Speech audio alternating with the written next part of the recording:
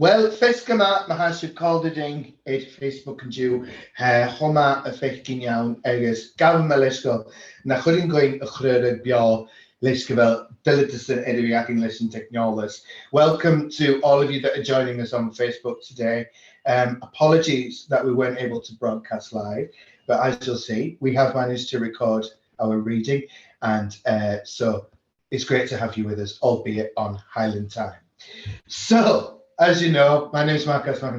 I am the Gaelic editor of Poetry Republic, and we're thrilled to welcome you all to the second edition of our event, celebrating launching our 9th issue, which has been quite an exciting time to put together and to deal with the submissions and to get into print. But we got there, and we're absolutely thrilled with it, and we hope you are too. So without further ado, I'm going to hand over to my comrade Neil Young, who's going to tell us a little bit more about it.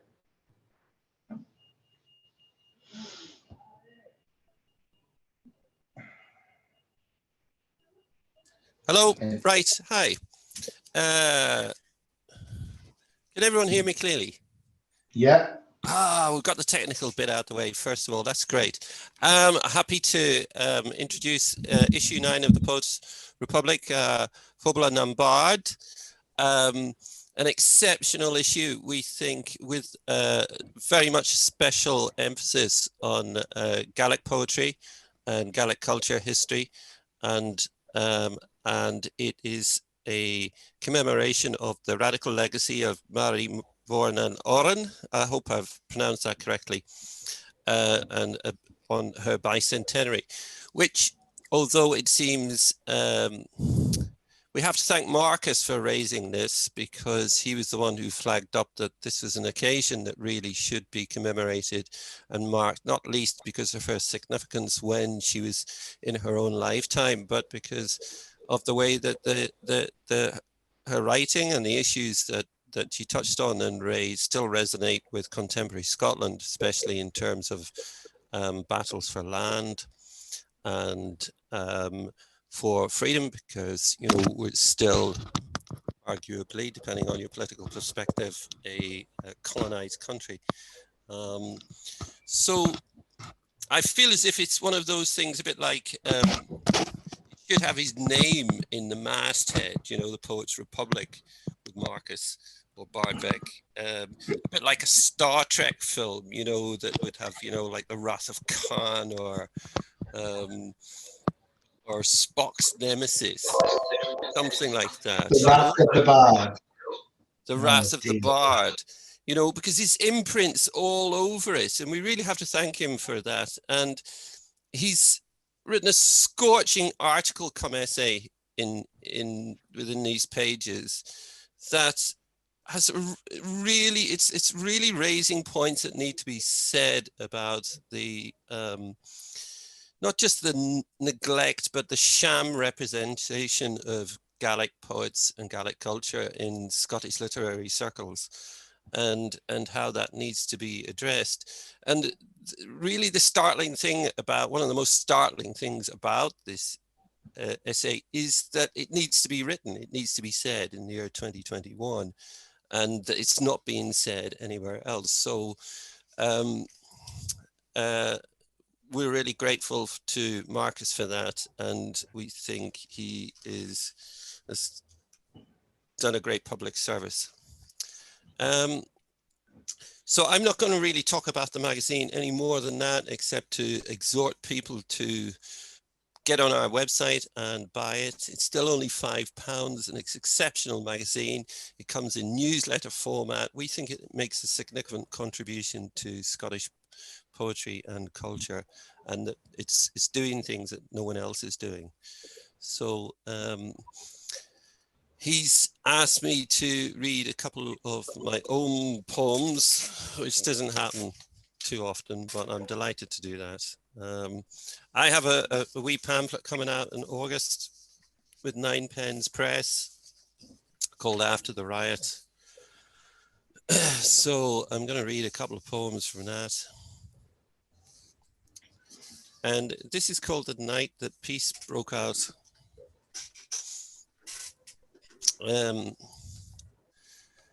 Sammy and Connor gate crashed U2, swerved invisibly past the security guards, while I ripped my trousers and nearly my bollocks scaling 10-foot rails. But who needed Bono or even a band when there were settees on pavements all over the wilder corners of Belfast? The big screen music was always in range.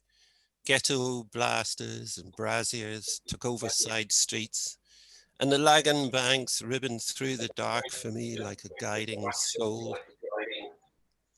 I bought 20 Rothmans from a car boot chancer, handed £10 to a kid just because he asked.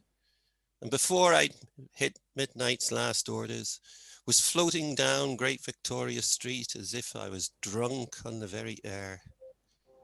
Trapeze of lights and noise and revelers. And it was there, mid-pavement, right there, I paused and kissed a beaming woman in polka dot green as she leaned in at the same fluked glance to me.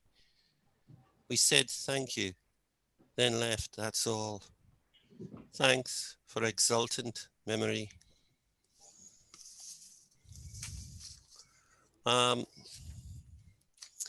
This is one of the opening poems of the pamphlet, which is really about the house in which I was born and grew up.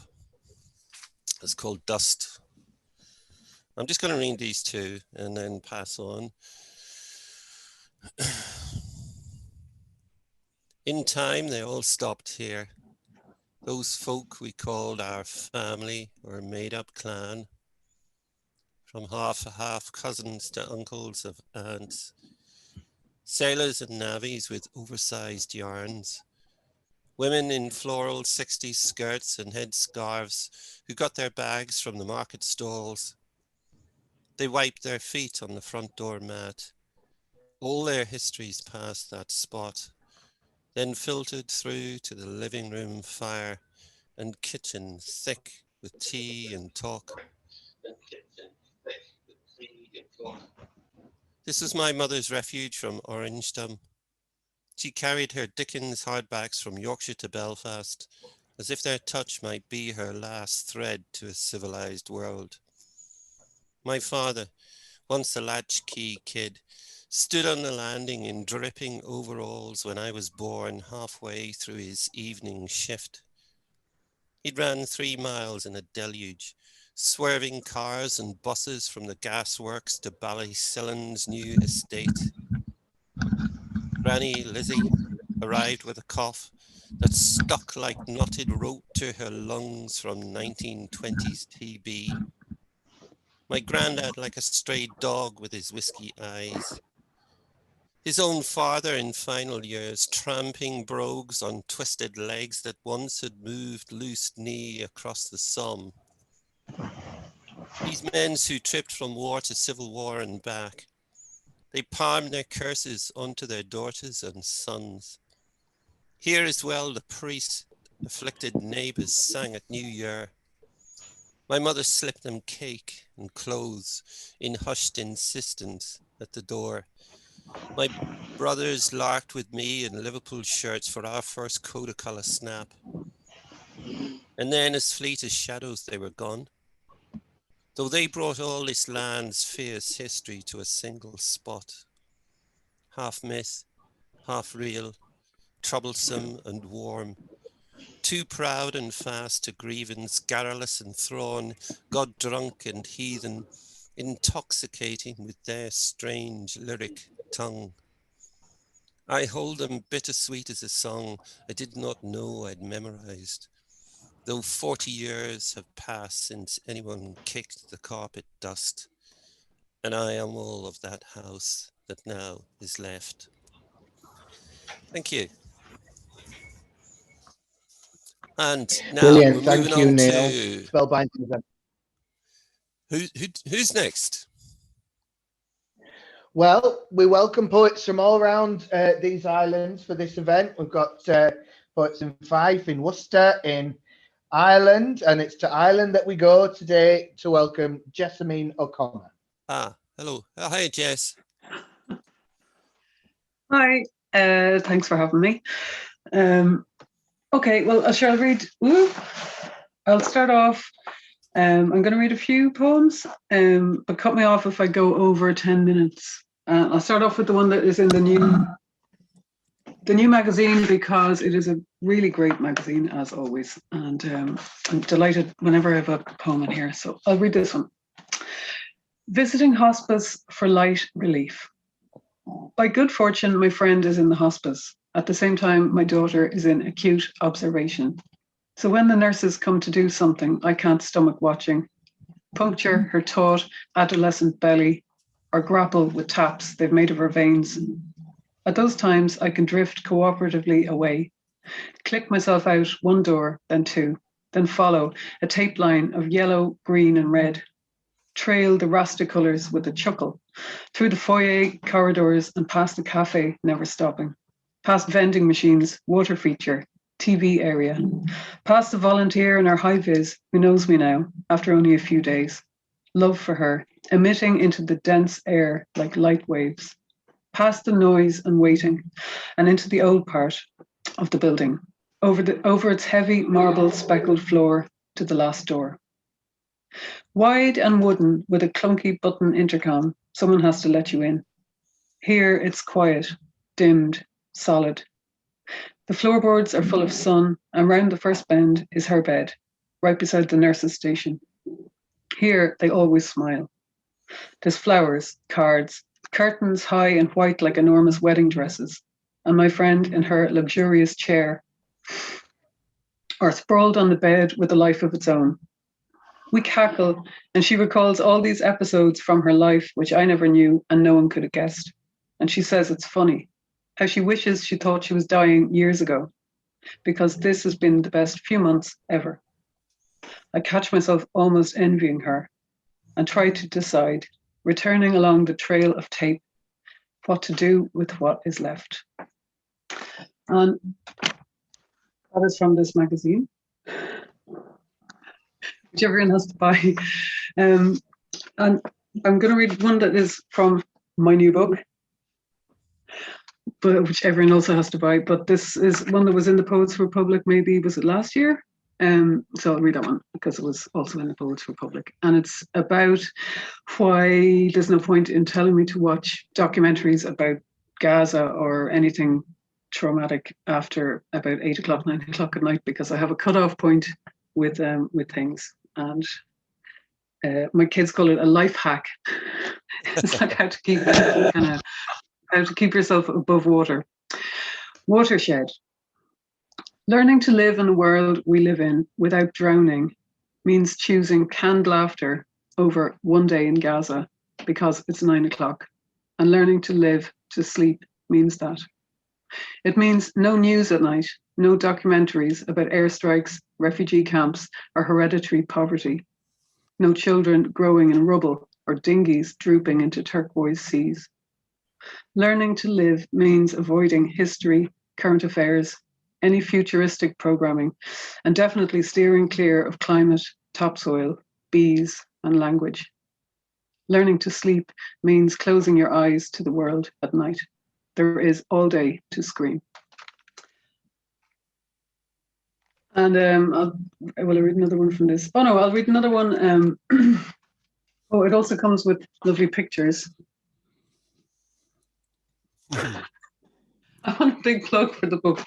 Because there was paintings by Helen Chantrell, who's an amazing painter, who did paintings of some of the poems, which is great. But I'll read this. I've just finished 3 years studying in Sligo in writing and literature, and part of the last few months was putting a portfolio of stuff together. So I may read one of these maybe. And this one was in. This one is about the same friend who was in the hospice in the first poem.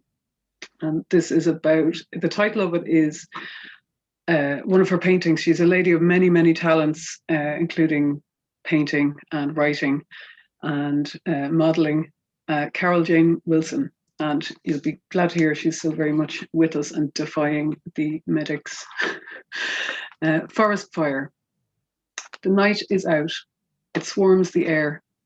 Jackdaws swim against a current of stars, sing like mermaids, if mermaids had their throats cut out and stuck together with tar and gravel. They sing and swoosh. We sit and stare at our painting as if nothing's changed. Dive into the moon. This is what we used to do in writing group, and no one knows now what to say. Crows skim the stones of themselves, all fins, over treetops. Skip, tip, spin, all along the length of wire stretched tight. They sing a deep sea stony song, and we perch and write about birds, stars, fish, anything else. And she reads out what she wrote, how it feels to be told you're dying. Let's see, I'll read something from the book. I'm after losing my stopwatch. I set a stopwatch so it wouldn't go on for too long, and now I can't find it. Okay. I will read. Will I read one or two more, Marcus?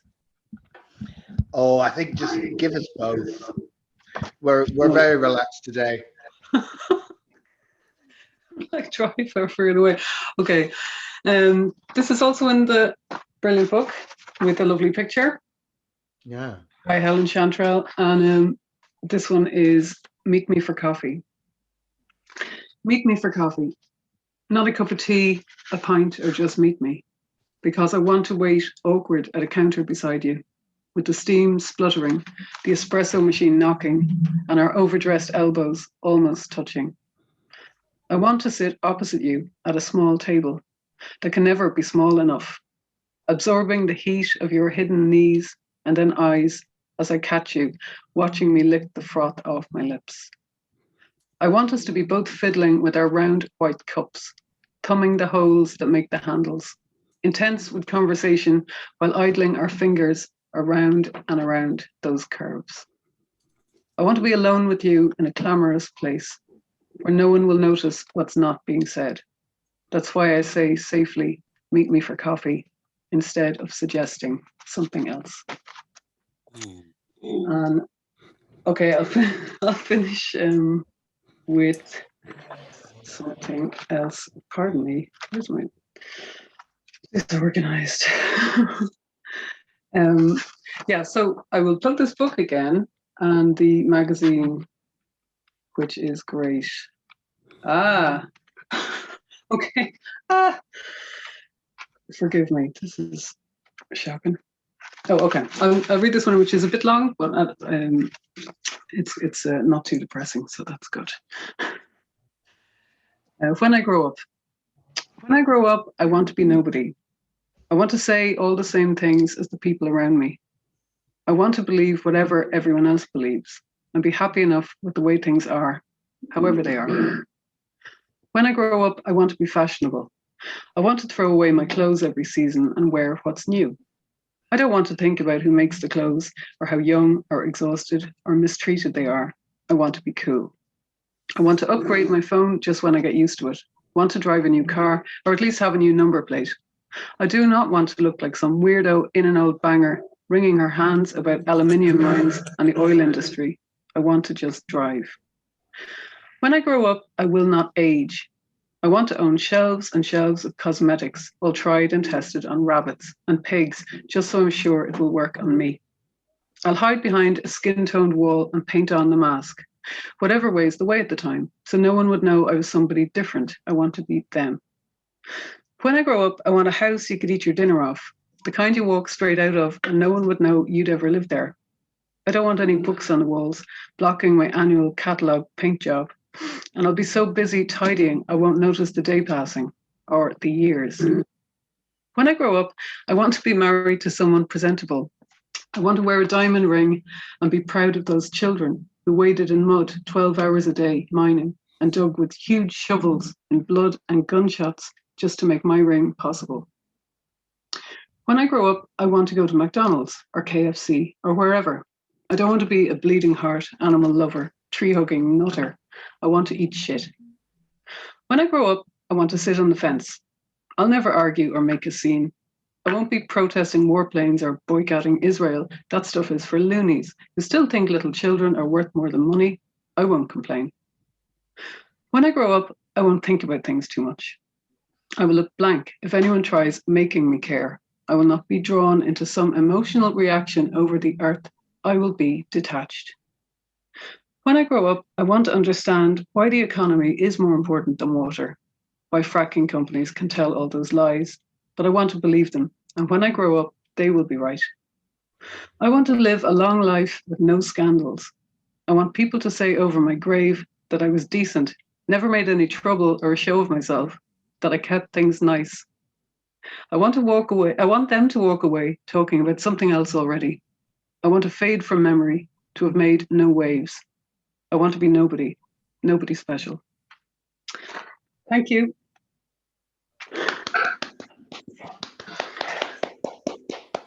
Round of applause there. I'm seeing from all our participants. All thanks for the plug. Great, Yes, Paul. remember that you... Go on, Neil. No, I didn't even know I was on mute. That's So, all good. Otherwise, it would have interacted a bit earlier, because I love the coffee poem. The first time I read it, you know, it just says so much in a wee short space, descriptively and with warmth and humor, which is so hard to achieve in a poem. That was it. Neil. Good stuff indeed. Good stuff indeed, Jess. Thanks for being with us, and thanks for your continued support of the magazine. So, Neil, I suppose this actually, while we've got you, this is a good juncture to say how people joining us today who haven't got an issue can pick one up. Just go on the website and send us £5 via PayPal to poetsrepublic@gmail.com. That's simple, and that's for one issue. For 2 issues, just send us £10. Unless you're outside the UK, then just send us a whole lot more money, as much as you like. Really. Because Royal Mail are brigands. Well, it's I've had a few shocks recently to find out the cost of postage of magazines and books. It's just shot through the roof really recently. The prices have gone a bit mental. So, but wherever you are in the world, we will get a copy to you. Right, Mata. So we'll move on to our next reader today, who is Charlie Roy. She is due to have her first novel published by Lymington Press and is currently working on a manuscript. She has the honour, I was going to say the dubious honour, but no, we'll be positive, the honour of being on the SPL board along with myself and formerly with Stuart. And she also works with, I can't remember the name of them. You work with a publisher doing promotion and marketing. Charlie, I'll hand over to you and allow you to tell us about it in more depth. Thank you, Marcus. It's a great joy to be here. Yeah, so it's a Studio A Press that I also do things for as well, freelance. So that's me. I was going to say, Jess, I loved your poems. The Watershed one really struck a chord because I do that too. I kind of after about 8:30, 9 p.m. Like, that's it. Nothing serious, nothing gritty, just something entertaining for me now. I'm done. Checking out for the day. But anyway, enough of that. I am going to read you some of my poems. I'm very excited to be in the Poets Republic. I'm going to read my poem from that at the end. And I thought I'd start off with one which is called Wedding Ring. Come, steal my wedding ring off the dresser where you keep your cufflinks. Rip off my cardigan, my comfy jeans, and my old Sunday t-shirt. Tear the constraint of the wedding dress and pull the veil from my hair. Pretend the children aren't there. Steal a kiss in the hall and a cheeky grab by the sink. Wink across the dinner table. Tell me these fish fingers are sea bass with fancy mash of lentils and lardons with samphire and the juice is Chateau je ne sais quoi. Meet me at the bar. Buy me a drink. We can go to a show and let's do this again. May I phone you? Text you? Play around with emojis? Let's say this underwear isn't functional 40-degree wash grey cotton. It's fancy lace screaming for you to admire and taste. Leave the laundry, the washing up, the mowing and the sorting and the swimming lessons.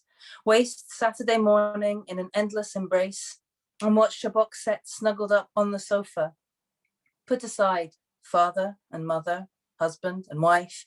Be lover and lover, a whispered kiss and take me quick, make it slow. Us under it all. Catch my eye, catch my drift. When the phone vibrates, hope it's me. Not a list of bits to pick up from the grocery store, a list of bits to kiss. Steal my wedding ring, hide it well. Today, I just want to be your girl. So next, I'm going to read something a little less light called How to Make Marzipan. I loved marzipan. My parents used to make it. Anyway, How to Make Marzipan. Dusty crate on the counter, hard shells like pinpricked. One by one, she cracks them. Her once soft hands, now rough. Nails ragging, dry knuckles, a cut on the edge of her thumb. The simmering pan, peeling off the skin, leaving puckered flesh, 2 cups to fill, to be dried out, to prevent rancidity, to a fine powder, ground, with sweetness and rose. Hands kneading, knuckling, praying the bitterness can be erased, disguised in sugar. Picking up the crumbs, the hands work, pressing them in, the thumb bleeds, vivid red where pink has left. Shaping it to her will, rolled in powdered sugar, wrapped in film, she squeezes it airtight to keep it from hardening. No outside contact. Like in death, no breath allowed. Store in a cold, dark place, marbled with her blood. And still on the theme of almonds, the next one is Amaretto. Like I never had the 2 stabilizers all children get, only breaks. It was straight down the side of the dusty hill I was let go, blossoms snowing out behind me. 2. Sunny days, threat of thunderstorms, ever horizoned, never out of sight. I collect almonds from the dirt. 3. I am not the right demographic. People assume those fathers wear blue collars or no shirt at all. 4. I never saw one complete wholesome from the inside, just dark, crumbled, cracked dust, seemingly sticky sweet from the outside, brittle heart punched out. 5. I had to teach myself how to bake almond cakes with sweetness and love, only ever given a blackened wooden spoon. 6. I fumble for the words of love and affection to exchange for bitter almonds, the cyanide over the phone. 7. I fumble for the words of love and affection to sugarcoat bitter almonds. 8. Bitter, I fumble for words of love and sugar to show you my affection, delicate as almond blossom. 9. I look for almond blossom on clear blue skies and chase the storm clouds from our horizon. 10. I am a tree growing in parched dust ground. Even unwatered, I can bear sweet fruits. So those 2 are in the pamphlet that I have put together, and I'm going to start trying to convince people to publish. So that's the next step with those. Hopefully I will find someone who likes them. I'm going to read next one called Strawberry. Almonds and fruit and so on. So strawberry, it's a summer's day. I ate the strawberry. It was still damp with the dew that was almost frost this late in the season. I knew I should save it and share it Between chubby little hands, we had been together to buy the plant, the pot, 2 matching watering cans. And on hot days, diligently, they had overwatered it and each other and me. I knew to leave my mobile in the kitchen once I'd taken the pictures for my Facebook and Instagram smug book. I ate the strawberry nonetheless. They would only squabble over it. There was only one. The slugs had got the others, and they'd picked the flowers anyway. I ate the strawberry, alone, in the breezy morning, brown leaves falling all around. It tasted bitter. It tasted of guilt. And so I'm going to read 2 more. This one is, I think this one might have like a kind of best before date because it's relevant to things that have happened over the last couple of months. And it's called Some Things I Read at the Weekend. I read about the monarchy. I read suitable for freezing. I read about the cost of the royals. I read a prince travels with his own toilet seat and a valet irons his shoelaces. I read, she is a good girl. She does what they tell her. I read it's because they got her young. I read he found a good wife and he was seduced by an actress. I read she never respected the family. It's not race. One is foreign, the other isn't. I read she understands how it works. I read he can't sweat. And oven cook at 200 degrees for 22 to 26 minutes. I read Happy Mother's Day. I read cards that say, I love you, mummy, and thought of mothers who have lost their children, lost their mothers, those with strained relationships with their mothers, those who yearn to be mothers, and those who were all too briefly, those who have lost. I read status updates about friends, family members, and loving support. I read sorrow and grief at family passing. I read that she wants to leave him, regrets staying all these years. I read that she is on life support. Real men don't beat women. She should have left. She was kidnapped, raped, murdered, dismembered. I read they were told not to gather and reclaim the streets, and she was walking home.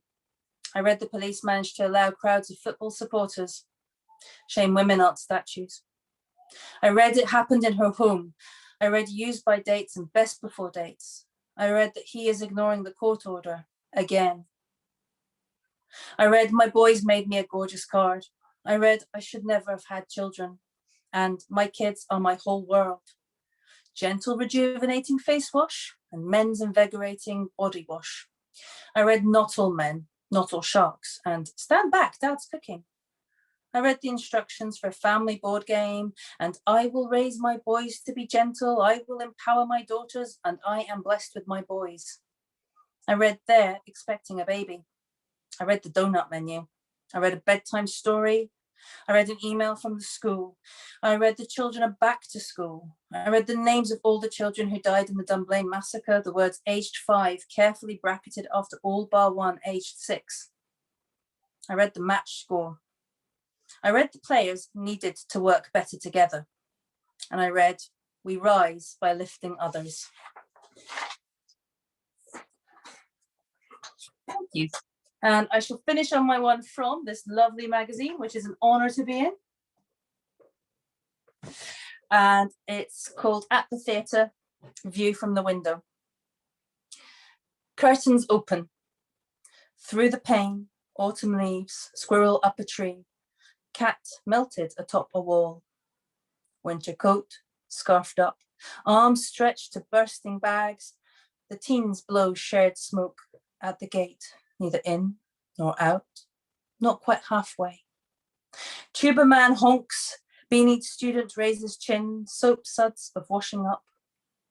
Baby lifted, bundled to arms, pram prepared for ascension, flit light in a room.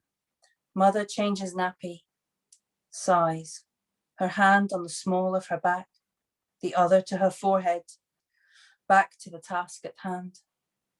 The OAP dozes, dying in the blue TV glare, an empty room, side light left on, as if someone might ever return.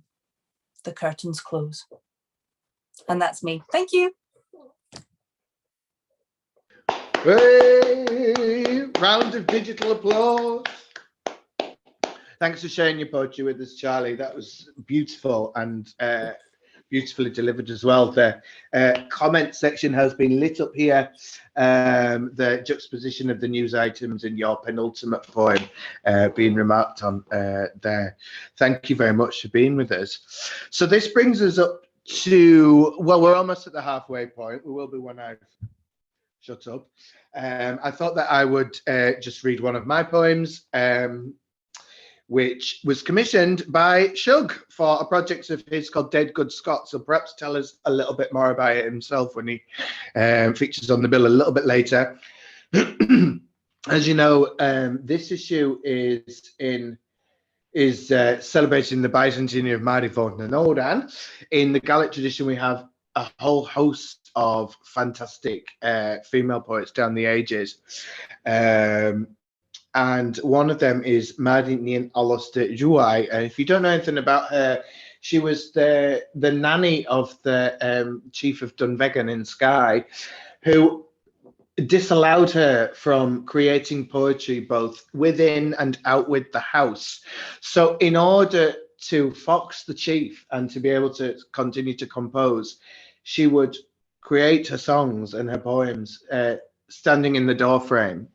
So that she was neither within or without or out with the house. And like many Gaelic female poets, she was buried face down.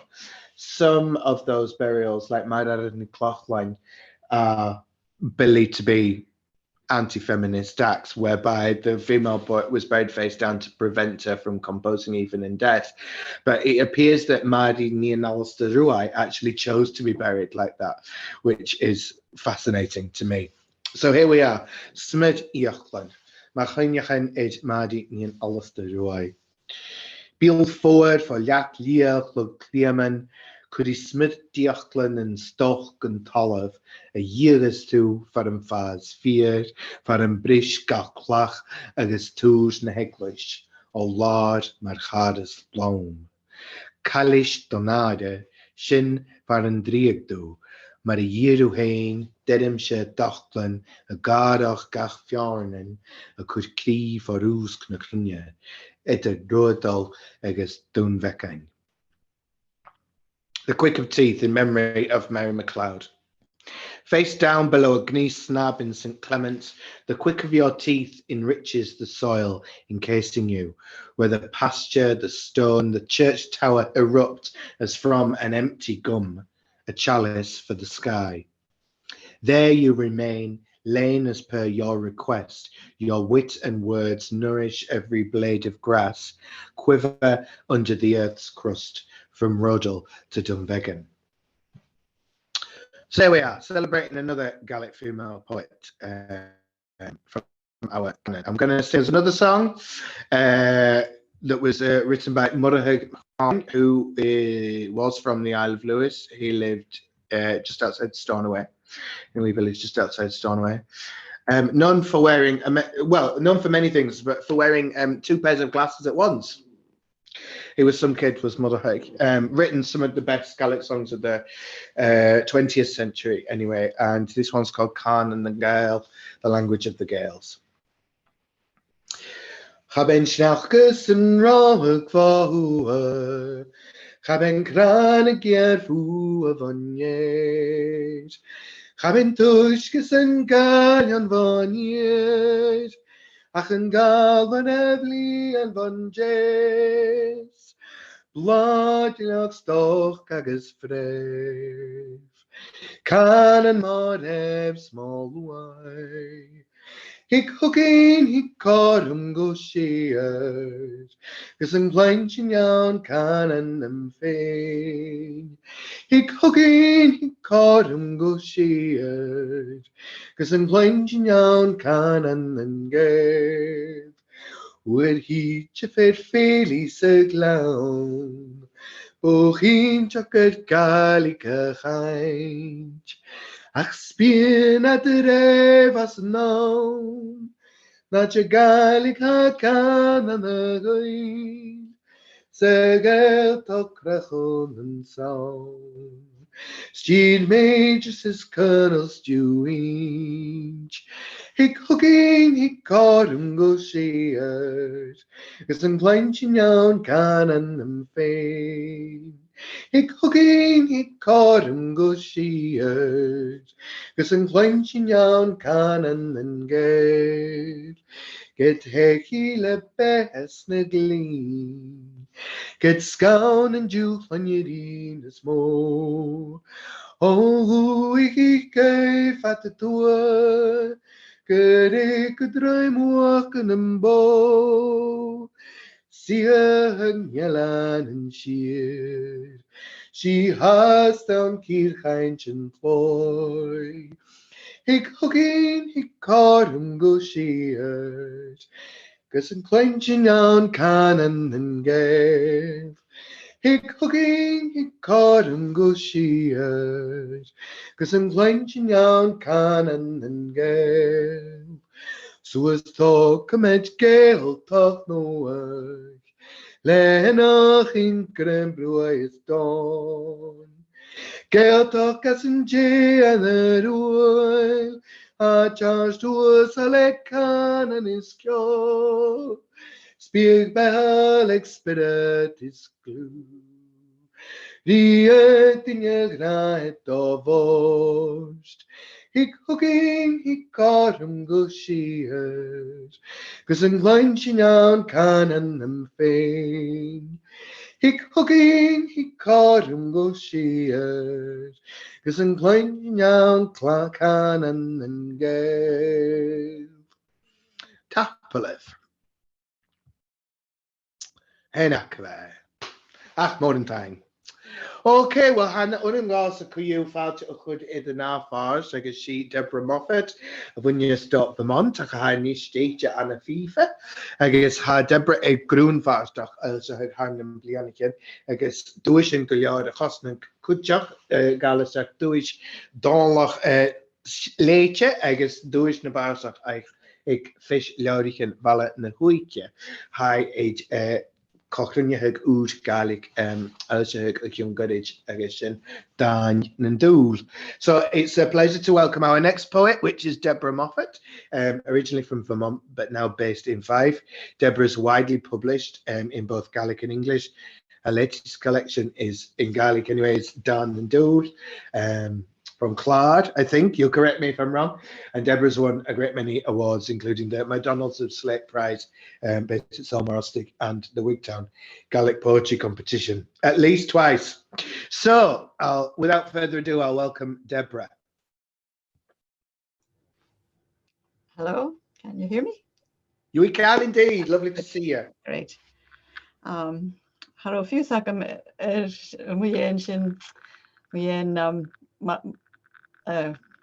Marcas McFarlane and da specularen. Yeah. Bien dunya kam a genua an unrud. Well, right. I'm going to be reading. I'll start with the poems from this famous issue of poets of the Poets Republic. I can't see myself. Is that okay? Yes, we can see you. Don't worry. Okay. And the first one, it's actually it's one of three. It's the middle one, and so it's going to be maybe a little bit different from what's actually in the magazine. And the name of the three poems together is, I think, going to be the Poet's House, or the House of the Poets. I'm not sure if it's plural yet or not. So anyway, this one's Lavskriven, which means handwriting. And I'll give you a preface in English first, because I find it, for those of you who do know some Gaelic, it's easier if you hear a bit of English in the first instance, then you can hear, then you can pick up any words that you do know in Gaelic. Sorry. So Lavskriven. Ag almanan, le charov ach sin hen. Úsagus míse narónar ansantai, is haró féum acoin fachlanicher, or veag sin a brigan richéile an canan giovar, canan gúil. Is le móvéor víhan a scríbag moranin ach dó úden, the gruayan is the villian, the vunial is the gulian lehen, the broilich is the vru, ohus goresh.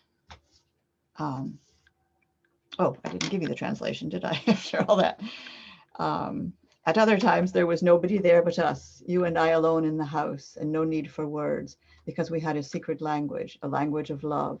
And with my fingers, I would write my verses on your face, on your cheeks and your lips, on your neck and your broad shoulders, on your chest and your belly, from beginning to end. Right. This next one is also in the latest Poet's Republic. And in English, it would be called The Open Door.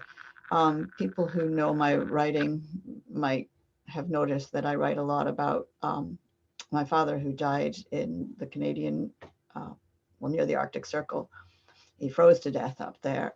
So that's a topic that I go back to quite a lot. This isn't really about him, but it's about that area. And there've been a lot of great stories that come out of there, including most recently you just saw on television the maroon ship in was it Hudson's Bay or no further up, and there've been people who've murdered one another when they get stuck up in the northeast or the northwest of Canada, because it's a very brutal environment. So this one, I'm just imagining two people. You were sound asleep in the miserable little cabin, and the brazen sun was rising out of the frozen sea. The door banged shut behind with an angry crack. I knew then that I was never coming back. Like a hammer on an anvil, my clumsy feet were beating hard on the treacherous ice. And in Gaelic, Andoras Duncha. Ahunad chatel traum an sa wochen woch. Sagrian dalama geri as sa chuin egrich. Huin Andoras mochu le brak ferrekach. A fiúsach a manúir sin nach tílinn go brach. Mar ór der inion ha mo chasan cearapach a bula go cruai an talamh varftach. Not often I write and rhyme in any language, but that one more or less does. So the next one is called Recha, which it literally means an agreement. It's quite often used for when people are agreeing about the marriage of their daughter and their son. So, but I've called it in English the conversation. And in English, it's basically, in my dreams last night, I heard the dead talking, you, my love, visiting my mother, conversing in the kitchen over coffee and cigarettes about politics, books, music, Marx and Shakespeare and Bach. My mother generous and hospitable, you bold, confident, a settlement of sorts in the making, needlessly, my mother long dead, you miles away on an inaccessible island. I inconsolable in my lonely bed, listening to the wisdom of the dead. Recha, bina merav aurigan sanoiche, is megan clunshin, morun, a tagal emo vahar, coffee is toichin sachichin, cobra beocher, politics agus literatus agus ciol, Marx agus Shakespeare agus Bach, furanach fielai, udana kinshech, shor sa recha, viage ach ebegsta, mar a fad vlienach in arash, fad voam an an eilen do rugshin, misho doortach nam lepi lam, ageste krikliakas nam marav. People sometimes ask us if we write if we translate ourselves, if we write in English first and then in Gaelic afterwards or not. I specifically write only in Gaelic, and it would be ideal to not have to translate oneself, but it ends up that you either hope that somebody translates for you. As it happens, I'm getting some translated into a third language, which is quite exciting. And but ideally, you really have to be thinking in the language that you're writing in, or it doesn't really come true to the way it should be. The next one is Taistilach, which means pilgrims, sort of. It can also mean just wanderers. And I called it that partly because it's set in St. Andrews, where obviously people came as pilgrims. And it's it's kind of a falling out of love poem.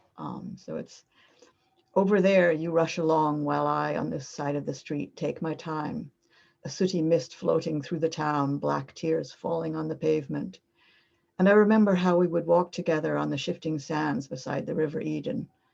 At the end of the street, the cathedral is in ruins and we are in pieces.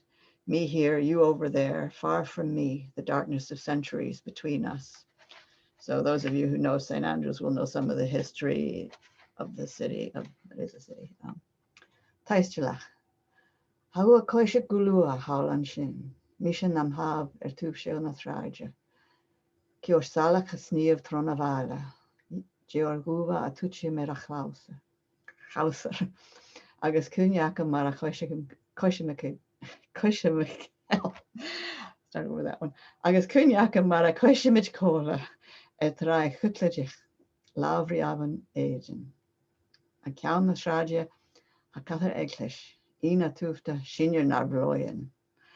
Mishan sheo, hufa the vuam, howlan shin, tuvachas nam linshin etran. Sorry about losing my teeth there.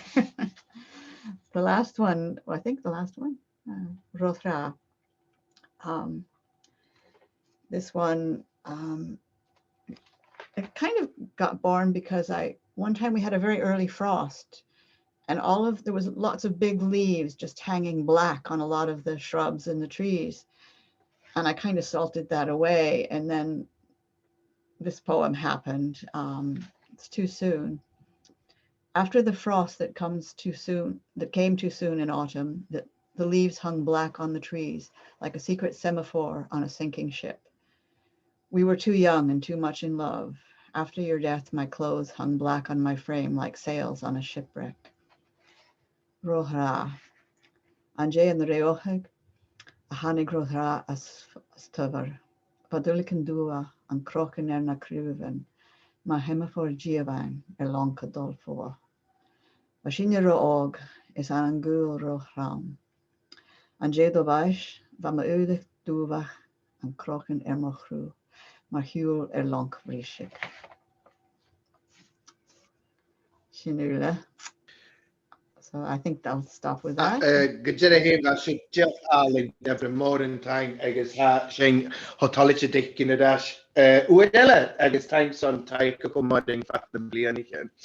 A mi hyn gydra nad comment y sy'n. So many thanks, Deborah. Beautiful as ever. And many thanks for your continued support of the magazine. Regular submitted to the Gaelic pages and definitely part of the Poets Republic family now. See, we had a young poet there dropping in to see us, Neil. Yes. Yeah.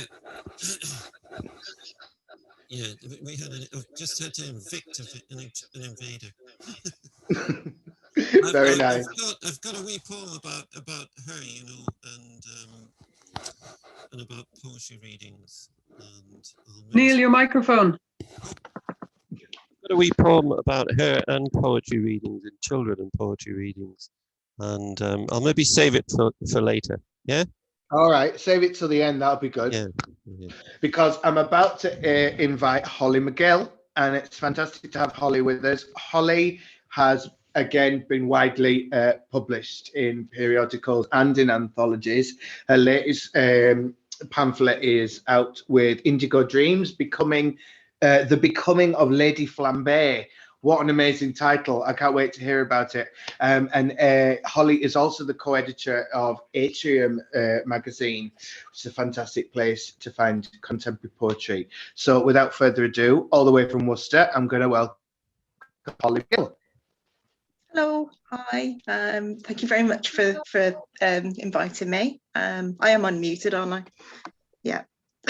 You are, Sorry. We can hear you fine. Lovely, thank you. Okay, so it's really lovely to be here, and I do really love what you do with the Poets Republic, and I've been lucky enough to have a few poems published there over recent years. So I thought I'd start with a nice cheery one for a Sunday afternoon, which is the one that I have in this current issue 9. To the post-Me Too apologist, keen to tell us we're safe with him. Bless your desire to somehow right the wrongness of any and every misuser of a penis. A few nice words should do it. Kindly designed to reassure, chest beaten on our behalf, hands wrung, arms open should we require comfort. You'll stand us a large white at the bar. Entitled to speak for the entire male sex. Evil shits and bastards who hate women, you issue apologies for half of humanity. Pause for applause. This equality statement, so necessary, so relevant, shows us exactly who you think we are. We will be sure to demonstrate gratitude. Thank you for not raping us. Yeah, it was really nice to find a home for that one because I was quite angry when I wrote it. So moving on, I think the first time I was lucky enough to get in the Beautiful Poets Republic was with a poem that was inspired by some work I used to do for an advice organisation who locally administrated the handling of vouchers, issuing of vouchers for the local food bank. And it was incredibly uncomfortable and so sad that, you know, these things are needed and that we as volunteers had to ask people why they needed to eat, why they were hungry. And, you know, you could sort of just see people like, well, we all have to eat. And it just felt incredibly uncomfortable. So anyway, the only place I eat biscuits. Rolling a smoke on the edge of the desk, tongued fingertips guiding escapee specks, no waste. He stares out my scripted questions. I'm too poor to be fat, love. My fingers sausage stumble the keyboard, back teeth twinging with compacted digestive. A stomach growl, and it's mine, not his, erupts like a big fruity fart in the silent room. He scratches the crotch of his trousers, waits, tucks the cig behind his ear. Time sloths. My lips itch to be swiped for rogue chocolate smears. The system pings him, eligible, permitted one more voucher this 6-month period. The printout, a limp thing, our transaction. He leaves. The edge of the desk bites hard into my soft belly. Yeah, I did like that job, but just not that aspect of it. Just felt a bit of a knob, you know. Okay, moving on. Now, this one, no one's ever wanted to publish this one, but I just have a real fondness for it. And I guess you could say it's about subverting quietly, if that's possible. So this is the Politest Riot. I will not play into hands that would beckon close, only to shuck me off before they plunge into vats of antibacterial. I will not play, screaming, swearing, kicking, spitting, though God, I know the urge. Far too easy for you to dismiss as emotional, erratic, unstable, hysteric. I will not play because this is no game. I am no cleverer and no more thick than those bawling the odds. You would prefer their anarchy, fists through windows, disorderly arrests to make an example, shame them as yobs in the press. Don't know any better, own any excuse for a ruck, waste of taxpayers' money to educate the dross. that would serve your policies. I see that. The NHS literally gave me vision. I'm trying. I'm a good girl. I try courtesy and reason, a surprise to you that shouldn't be. Yes, I have benefited from free uni education, from social housing, from scrounging and school milk, being told I don't talk like a DWP claimant. In public libraries, I learned the lightning and violence of language. Yes, officer, I will come quietly. So very quietly. But not silent. I use the words you don't want the ruffians to comprehend. Oh, still small voice, not taped to a flying brick. Every day, more hands join in the dark. And that one, it's a strange one, that one, because it's got that line which says about vats of antibacterial. And of course, now we think about COVID and pandemic and, you know, wash your hands, clean your hands.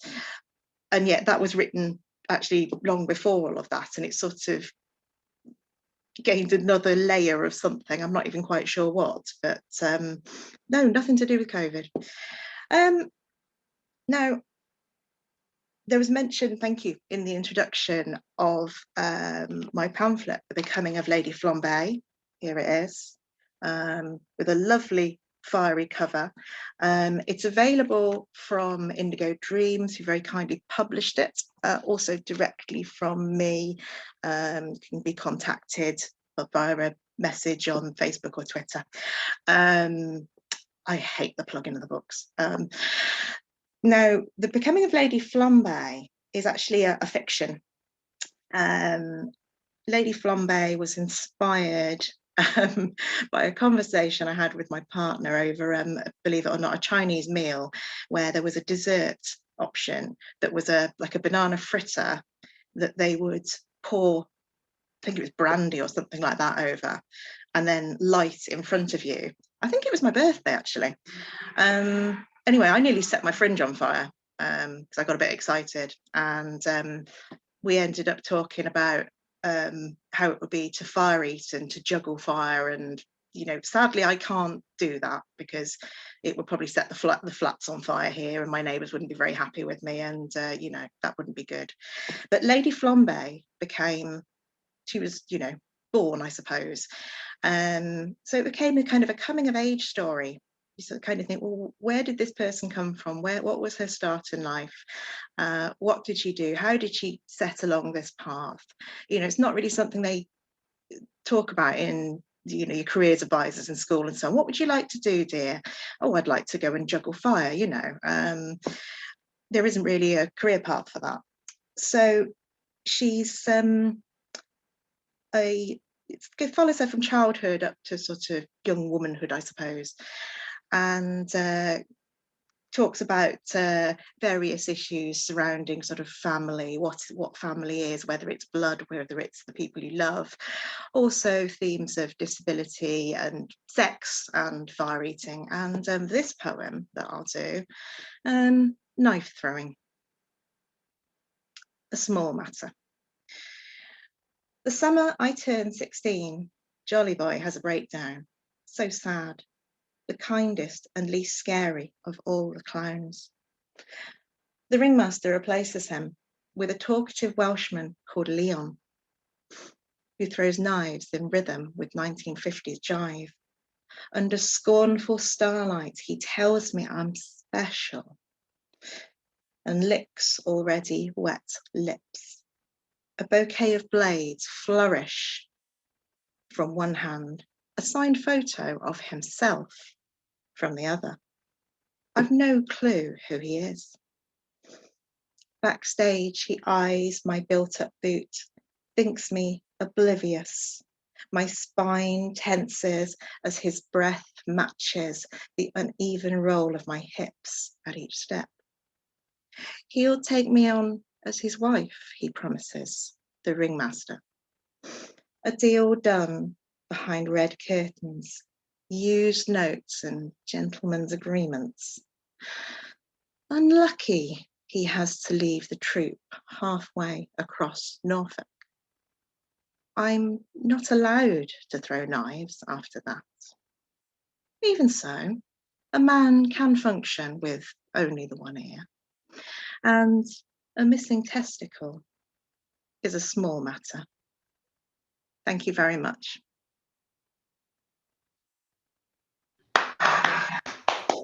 Fantastic stuff. Thank you.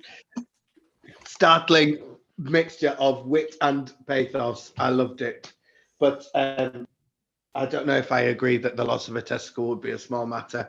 Nobody's having mine. So, speaking of testicles, no, I'm joking. We have to rejig the running order a little bit as our friend and poet Stuart Patterson has to leave early. So I'm going to put him on next, and then we'll have Hugh to finish up the session today. Stuart, again, widely published, also has a publication with Indigo Dreams, as well as, I think your most recent, correct me if I'm wrong, is The Gither, which is a collaboration between yourself and a photographer. So brilliant to see poetry and visual art put together in that way. Formerly the poet in residence at the BBC Scotland. His poem about the weather, This Is the Weather, has had thousands and thousands of views on YouTube and will bring some sunshine to your day. So I recommend watching that. So without further ado, please welcome Stuart A. Patterson. Morant Tanga, Cara. Aye, thanks very much, and thanks for inviting me along, Marcus, Neil, the Poets Republic. When I was kind of gearing up, if you like, for the day, I was we've just been sorting out the house lately with a new extension put on the back, and all the book and the front room flooded twice, so all the books got moved. All the books and stuff had to get put back on the shelves. And as I was sorting that out the other day, I came across this wee fella, Poets Republic, issue 1. Absolutely brilliant. And this came out, I believe, about, Neil will probably correct me, about 6 or 7 years ago. And I was absolutely chuffed to be involved, to be asked to be involved in it, or to get in touch with them that were involved with it, and have the very first ever back page poem. There it is there, bit of social history for you. It's fabulous, isn't it? Those of you that weren't even born when that came out, I'm sure there's 1 or 2 of you here. Not just we forgot to put them in, and you just said put them on the back page since there's no other place for them. It was a spillage. Aye, it's not the first time you've said that to me, Neil, but never mind. Anyway, right, everybody else mute, including you, Young. No, I'm absolutely chuffed to be asked to read here today. I'll read 4 poems in total, and I thought I'd read one that's in the current issue. Everybody says, you write in Scots, this, that, and the other, but I do write in English as well. But the poem that I was asked, or was chosen, sorry, to go into this issue is a Scots poem, and I suppose it's related very much to the times we're in. Coronavirus, isolation, although here in Galloway it's kind of part of the course to be self-isolating. We do it every day of the year nearly. This poem is called Dicht, and Dicht is if you give something a wee clean or a wee wipe, you get a Dicht. No need for translation, just get your log in and hopefully you'll get the most of it. Dicht. On days like that, the grass and plants and flowers cry out for smur. A wee sit dicht and watering, among a wafer routh o' decent weather, hellish sun and drouth. It's really hell, I hear us tell. Lang days as was sma permiss to not round whar and where I was, while summer bleezes on out by, and lichts the head with beeling hours of lockdown. On days like that, I cry out too, though no for rain or smur, but just for ongoing roads and pads to maybe carry on a wee while longer. Out to war their michting clouds high in the lift, have been the world's brews, waiting fair to gie to them and us, a sairly need it dicht. And it's been like that, I suppose, for the past few weeks. There's not been a lot of rain. The garden's drying up a bit. The weeds are shooting up. And I'm getting sick of looking at dandelions, but hey, nature's bounty and all that. The next poem's a very short one. It's in Scots as well. And there's a bit of I suppose, an upsurge just now in people who are mackers. Everywhere just now seems to have a macker. I think the shop down the road's maybe going to ask me to be their macker next week. But in the current climate, especially, the Scottish macker is due to be replaced or changed or whatever. It's been Jackie Kay for the past 5 years. I find the whole process very arbitrary, very exclusive actually, and sometimes the very role of macker to be something which is designed to be and not inclusive at all. So this poem is just called Macket. No mocket, which means dirty, but macket, which is made. Oh, to be a macker, be a pipement to the people, to screeve the rhymes that matter, booing to neither croon nor steeple, to mark the times with dinging rhymes and odes to life and freedom. But mackers that I scrape and boo, we dinna want nor need them.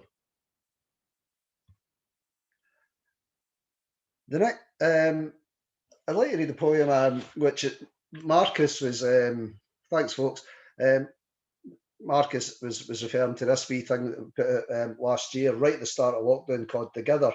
First book that I think I've self-published in 30 years. And it was done in collaboration with a friend of mine who's from Derbyshire in the Peak District, Adrian Lambert. He's an absolutely fantastic photographer. And it is all poems in Scots about lockdown and the times of lockdown and what's been happening. But for me, one of the most important things, probably the most, well, without a doubt, the most important thing to happen during this time was the murder of George Floyd over in America. And I think Scots is a great and old, brilliant language. It doesn't mean to say it's got to be all about Robert Burns or shepherds chasing lassies up braes to have a shag in the heather. It needs to be poems about the here and now in the modern world. It's a language for the modern world. And it's a language for everybody that speaks it. And this poem is called In Memoriam, George Floyd. If you're somehow doubting it, you're nocht but a betting it. Think it was brocht on by a cell, you're no getting it. No like him onywise, getting it sore in the neck, no just for 3 minutes more than he took to start screching, start pecking, stop yerking, stop being here at all, and his colourless heart to stop working. For no being him, but for no more than being what he was, to an eye that saw nocht a yont skin, for no being where he was, but what he was, 'cause yon's what the worst kind of blindness does. If you're somehow still doubting it, then I dinna ken ye. Think he brocht on his cell, then hell mend ye. Kid on your richt on and mint it, nae further. The deal's ease aye skelly when push comes to murder.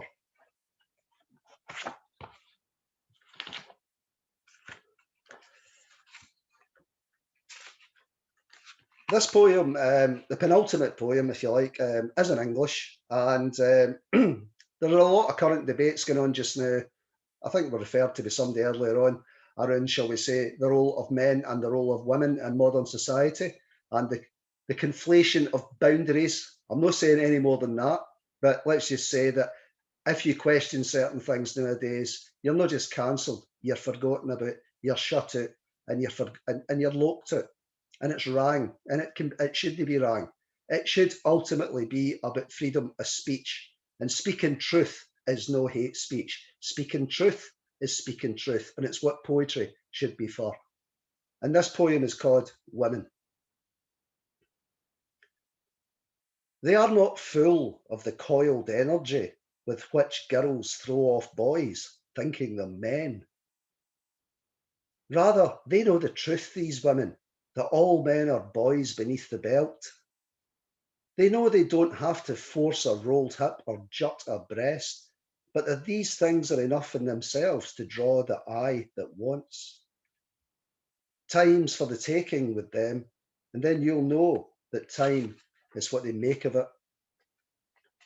As we are born thoughtless, so it seems that women slip off the traits of the race with age, given with grace to what they know as bare, essential, uncosmetic. They won't bring you food as though you were head of the pride, these women, but watch you struggle with a mouthful of masculinity. The smile on a woman's face because of this, slipping off the veils and widow's weeds of history, grows much more beautiful each passing year, each line, each natural upward curve of knowing who they are. And the last poem I'm going to read you, shall we say, is a bit more light-hearted. I'll just say, I know this is being recorded, so I'm not going to swear, but let's just say I don't like the Tory party. I've never liked the Tory party. I will never, ever like the Tory party in my life. And all the people in the south of Scotland here, 6,000 of them who are Labour voters who decided to vote Tory at the recent Scottish election and lose us a highly valued politician, need to have a good long look at themselves just before they chuck themselves off the Mull of Galloway, I think. Disgraceful. But this poem is called Hunt. And it's not about dogs and shooting foxes. I'm sick of obvious rhymes for Jeremy Hunt. It's altogether obvious. The man's a total privateering, God-fearing, in it for himself, shilpit Brexit skelf, anti-yes, anti-NHS Yahoo and Blue, who wants to be respectable. This execrable union sook, as bad as any Highland duke or laird that's southern-based and scared of lancing Caledonian boils, in case they lose the revenues for oil or whisky, gas and venison, and House of Lords financial benison, because he is quite simply, far from narrowly, Eatonly and Harrowly, a Tory. That's the story. No expletives needed to get shot of him and Gove and Boris and Patel and Hancock, Rabb and Truss and Rees-Mogg smirking pus as well. Just need to vote to make our own luck, to get them and all their kind pure-fired too. Thank you for listening. Yay. Hey. Yay. Thank you for being with us, Stuart. That was super. Incisive as ever. Oh, and what do you know? Poets Republic sending a message across the literary sector that indeed it is possible to have a Scottish poetry event with writing in English, Gaelic and Scots. Who'd have thought? I'm going to hand over to our esteemed colleague, Hugh McMillan, who's going to finish off the session today. Right, thank you very much. I'll just say a few wee things about Poets Republic. I know it's been talked about quite a lot during the afternoon. Neil quite rightly made much of Marcus's stonking contribution to Poets Republic 9, but we've made a virtue over the years really of producing quirky and interesting commentary on Scottish politics and literature, issues involving them in the past. And I feel we are slipping into the shoes perhaps of defunct magazines like West Coast Magazine and St. Crastus and so on. And I'd like to see that happen more and more. It can only be good because there's a gap really for a magazine that's accessibly and unpretentiously dealing with these kind of topics. So that's one thing. The second thing, the poetry in Poets Republic 9 is exceptionally good, and issue after issue, our poets have become, the quality of the poets that we're showing in Poets Republic is improved, and the quality of the poets actually going in for it has been improving exponentially. And Maggie Gibson, who helps elect the poets for Poets Republic 9, and I commented on this. So our poets are getting better, and our commentary is getting better too. So we are going places. I'll read two poems quickly to finish this off. Hugh McDermott once said to me, "Son, if you're worried about what to read about sex and death." He didn't really say that, but I'm going to read about death and sex anyway. And so this first one's called At Sea. I'm having scallops and wine in a restaurant with huge windows, and the sea and sun are throwing light on my face. When I was here with my mother, it was the fisherman's mission. The walls were painted dark blue, and she had a long faded coat, not because she was poor, but because she is from the past. Everything is dark blue in the past and half seen, the wallpaper, the pictures with nothing on them, the faces with nothing on them, a tea urn maybe, a giant tea urn, or no tea urn at all.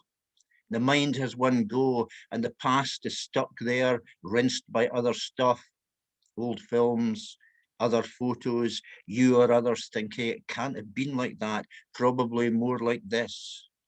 At the end, what's left is that colour, dark blue, and my mother saying, this is nice, they help people lost at sea. And this second one's called Carbonation. This is a true story. I was in the train from Glasgow up to Oban, and there was a young couple in the sort of seat opposite me, or to the side of me. Obviously Europeans. I took it that one was French and one was Spanish, but I might have been wrong with that. But they spent mile after mile after mile talking about carbonation. This is absolutely true. Well, so, obviously having the complete hots for each other. So it's called Carbonation. A young man is talking to a girl about carbonation. He is French, I think.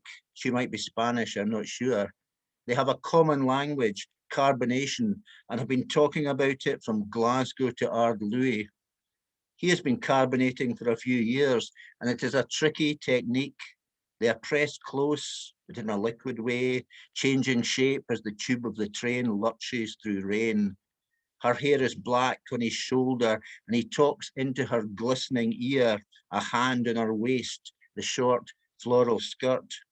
At one point during the conversation, she climbs onto his lap, the better to talk about carbonation. The heady mix of different elements at boiling point, the pressure to contain.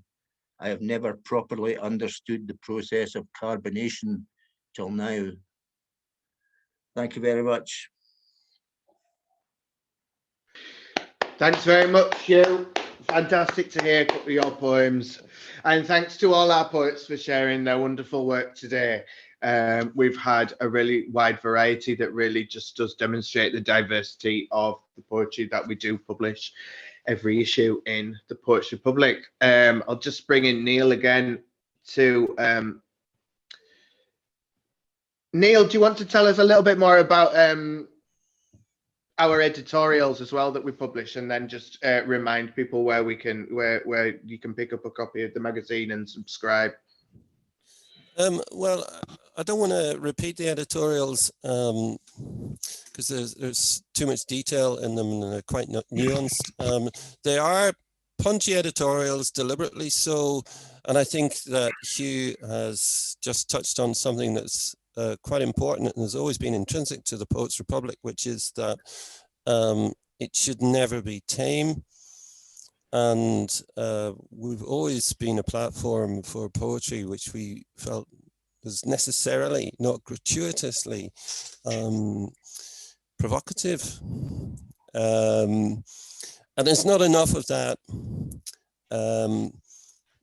around. So in a way, we are filling a vacuum. And the editorials do that as well. There are 3 editorials, one by myself, an introductory one by Hugh, which is concentrating on the issue of very much on housing and homelessness, and your own. And you can, once again, you can get a copy of the Poets Republic by sending us £5 via PayPal to poetsrepublic@gmail.com. That's for one issue, which we think is, you know, cheap as chips, really, considering the volume of really the best poetry that's being written now and the diversity of the poems that we publish. Are £10 because it's biannual. So we've always made a virtue of making this magazine as cheap as possible, so it's as accessible and as affordable as possible, you know, but we really couldn't do it any cheaper. So I think that that is an illustration and a reflection of what high quality it is, and, you know, what really good value it is. I couldn't even count the number of poets we published now, you know, over the 9 issues. It's nice to see Stuart flagging up and the issue 1, which I think came out in 2014. And if you put all the issues alongside each other, you can actually map the progression of this magazine. So watch out for on our Facebook, Twitter, and website for information for submissions for issue 10. And we look forward to putting that together. Thank you. Brilliant stuff, Neil. Well, more than time go over lot of son of in of Kujak Ganok. Agus, yep, be of Salvache, Agus, he shin, Erishiv.